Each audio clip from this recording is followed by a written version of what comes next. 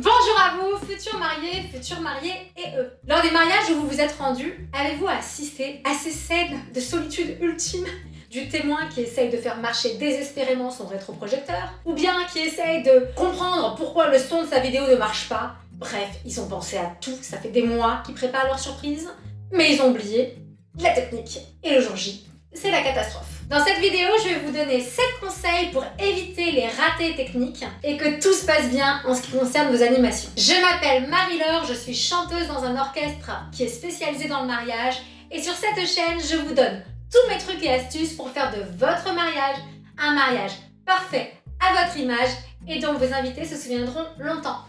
Générique!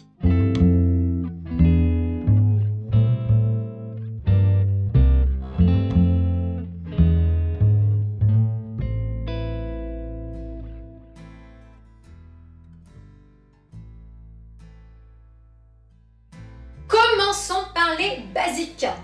Le micro. Bah oui, parce que sans micro, vous allez avoir la moitié de vos invités qui n'entendront pas votre discours, et puis vous qui allez vous casser la voix pour essayer de vous faire entendre. Il faut donc vérifier que le prestataire musique, donc le DJ ou l'orchestre, met bien à votre disposition un micro, idéalement HF, donc sans fil, dans la salle du dîner. Et ce n'est pas forcément systématique, surtout si la salle du dîner n'est pas la salle de la soirée dansante. Maintenant qu'on a dit ça, quelques conseils pour bien se servir d'un micro. Les micros qui sont mis à votre disposition lors d'un mariage ne sont pas des micros de conférence. Ce sont des micros de chant, ils sont donc directionnels. Alors c'est un détail qui peut vous paraître anodin, sauf que ça fonctionne pas du tout pareil. Il faudra donc parler à quelques centimètres du micro comme ceci, et non pas comme cela, ou encore moins comme cela. Et oui, on va vous entendre fort, mais comment vous dire que c'est un petit peu le but? Vous avez prévu une chorégraphie ou une animation qui nécessite une bande-son. Là encore, je vous recommande de prendre contact avec le prestataire musique pour 2 raisons. D'abord, pour vérifier qu'il y a bien une enceinte là où il y aura lieu l'animation. Encore une fois, si la salle du dîner n'est pas la salle de la soirée dansante, il y a des prestataires musique qui ne sonorisent pas la zone du dîner. Et ensuite, pour lui envoyer en amont la bande-son en backup. J'ai bien dit en backup, vous prévoyez aussi de l'avoir sur votre téléphone ou sur un MP3. 2 précautions valent mieux qu'une, et puis ça vous sauvera potentiellement la mise en cas de bug. Conseil numéro 3, bien choisir son rétroprojecteur. Donc le rétroprojecteur, on en a évidemment besoin si on a prévu un film ou un PowerPoint. Première chose à voir, commencez par contacter le lieu pour savoir s'il est équipé en rétroprojecteur, ce qui est le cas la grande majorité des cas. S'il n'en est pas équipé et que ni la wedding planeuse ni le DJ n'en ont, il va falloir que vous en trouviez un. Et là, attention, parce que ce qu'il faut savoir, c'est que selon la puissance du rétroprojecteur, vous pouvez parfois ne pas pouvoir l'utiliser 2 jours. Enfin, en clair, vous verrez rien. Et je vous rappelle à quelle heure se couche le soleil au milieu du mois de juin? Bref, vous m'avez compris. Et non, tous les lieux ne sont pas équipés de volets. A fortiori, si vos amis ont prévu une tente. Conseil numéro 4, vérifier la sortie son de son ordinateur. Alors, ce conseil numéro 4, il a pas l'air comme ça, mais c'est du vécu, du revécu et du revécu. Alors, qu'est-ce qui se passe? Vous avez tout prévu, le film, une super bande son chez vous, ça fonctionne nickel, et le jour J, pas de son. Et oui, parce qu'en fait, sur certains ordinateurs, quand on branche un câble HDMI, comprenez le câble qui relie l'ordinateur au rétroprojecteur, et le son, il passe dans le rétroprojecteur. Sauf que c'est l'ordinateur qui est relié à la sono.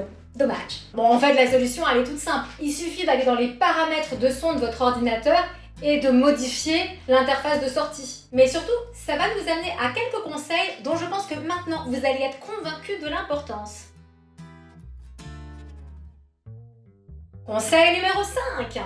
Faites les tests pendant le cocktail. Parce que généralement, votre rétroprojecteur il est installé dans la salle du dîner pendant que le cocktail se passe dehors, en tout cas dans 90% des mariages. Donc, pendant que vous ferez vos tests son dans la salle du dîner, vos copains les mariés ne verront rien. Vous aurez le temps de voir, de chercher, de résoudre les problèmes. Et surtout, vous n'aurez pas la pression parce que ça se passera pas devant les mariés et tous les invités. Donc ce sera quand même plus cool.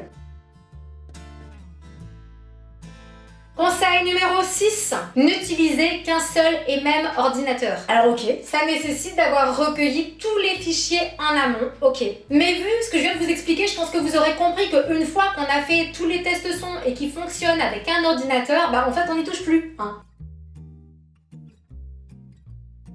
7e conseil, le fichier test. Donc je reprends. Il est 22h, tu as tout préparé depuis des mois. Tu lances ton animation et là, tu sais pas pourquoi, ça marche pas. Problème de son, d'ordinateur, de fichier, que sais-je. Tu sais pas, mais ça marche pas. Dans ce cas de figure, ce que tu ne veux pas, en plus du stress que génère cette situation absolument magique, c'est que ta surprise soit dévoilée. Genre, si le film démarre, il y a les images mais pas le son, enfin bon. Du coup, la solution, c'est que tu prévois un fichier test. Tu as prévu un PowerPoint, prévois un autre PowerPoint. Tu as prévu une vidéo, prévois une seconde vidéo avec du son aussi. Bref, un fichier test. Voilà, c'est fini pour cette vidéo sur les 7 conseils pour éviter les catastrophes techniques pour vos animations. J'espère que cette vidéo vous aura plu et vous aura aidé à y voir plus clair. Maintenant, vous savez ce qu'il vous reste à faire. Abonnez-vous, likez, commentez, partagez, dites-nous ce que vous en pensez.